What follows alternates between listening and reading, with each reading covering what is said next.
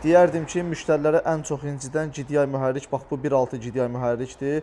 Praktikamızdan irəli gəlir bu sözü demək. Çünki aksentlərin üzərində gələn bu 1.6 GDI mühərrik farsumka problemi ilə bizə dəfələrlə müraciət ediblər.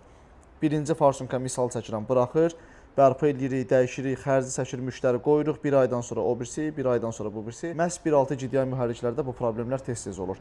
Bu modeldə də, bu maşında da ümumi qulluq prosesini görürük. Farsumkalar sökülüb stent olunacaq, yuyulub təmizlənəcək ideal vəziyyətdə, svetçalar orijinaldan əvəz olunacaq, zasyonka yuyulub təmizlənəcək, axırda da adaptasiya edəcək.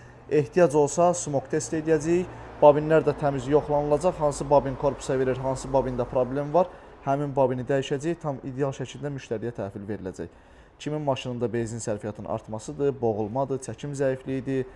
Yəni bu kimi problemlər varsa, alışma düzgün getmirsə, tin iyi verirsə, bizə rahatlıqla müraciət edə bilər. Bu problemlərin həlli bizdə var. Farsumkalarını sökdük. Ağzına diqqət edin bir daha. Görün nə vəziyyətdədir, baxın. Bu birisi farsumkalar da elədir. Göstərim. Görürsünüz.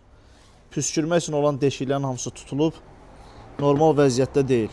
Belə vəziyyətdə olanda da maşında, hər silindirdə anormal alışmalar olur. Anormal alışma da benzin sərfiyyatının artmasına, maşında titrəməyə, pirboyluğa səbəb olur. Ona görə kimin avtomobilində GDI nasos, GDI mühərrikdirsə, yüksək təzyiqli farsumkadırsa, mütləq şəkildə 95 benzin istifadə olunmalıdır. 92 vurmaq bu motorun ömrünü azaldır. Bunu yadınızda saxlayın. Orijinal svetçalardan istifadə olunmalıdır. Farsumkalar mütəmadi olaraq sökülüb stent olunub vəziyyəti ilə tanış olmaq lazımdır, yuyulmalıdır. Qulluqdan kənar qalan maşın, 92 ilə işləyən maşının fəsadları axırda mühərrikə gətirib çıxardır. Bu da dediklərimin vizual olaraq sübutudur. Farsumkaların buraxmasını yoxlayırıq, bax bir yerdə. Təzyiqi də verirəm. Fikir verin. Gör necə buraxır.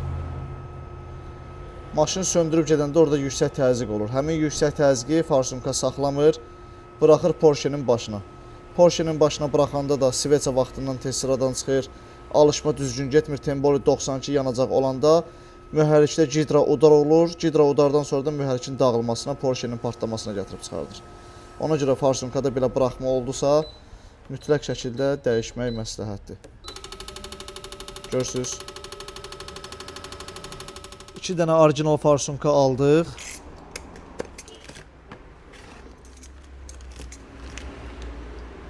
İki dənədir. İkisini də qoyacağıq, dəyişəcəyik. O buraxanlar çünki gözüm su içmir. İndi normal vəziyyətdə işləsə də belə bir aydan, bir həftədən sonra, bir saatdan sonra təkrar buraxacaq. Ona görə farsumka buraxmağını gördüksə, orijinaldan əvəz eləmək lazımdır. 2 ədəd təzə farsumka, 2 ilə 4-cü silindrə qoymuşuq. Yoxlayırıq. Püskürməsində sırası hiss olunur fərq. 4-ü də normal vəziyyətdə püskürür. Yekunda bir dənə ölçüsünə də baxaq. Eynidirsə, buraxma yoxdursa, demək ki, hər şey hazırdır. Vəsə, ideal vəziyyətdə. Həm ölçü eynidir, həm də buraxma yoxdur. Farsumkaların işləməyi bax bu vəziyyətdə, ideal vəziyyətdə sayılır. Rahatlıqla üzərinə qoya bilərik. Bu da bizim işin nəticəsi. Maşın hal-hazırda xoddadır. Bax bu suyumuzu da qoymuşuq. Fikir verin, heç bir titrəyiş yoxdur, heç bir pirboyluq yoxdur. Tam ideal vəziyyətdə də işləyir. Qaz verir bir-iki dənə. Bir dənə də.